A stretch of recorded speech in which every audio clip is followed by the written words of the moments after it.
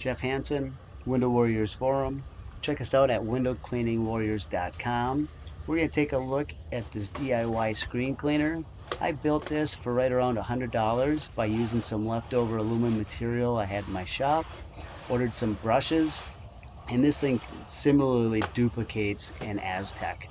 And the difference is I don't have collapsible feet, but the feet, even though they wobble a little bit, they still stay in place. You can have two hands on a screen even when you're spinning it around to clean a full tall screen. And it has 36-inch tall brushes, which are taller, and it has double the amount of brushes for better agitation.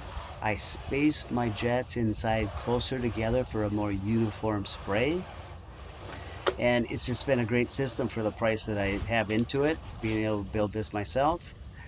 Screen cleaners are very beneficial. Best way to clean residential screens. If you don't have one, buy an Aztec. They're the best ones out there. Saw it here, Window Warriors Forum.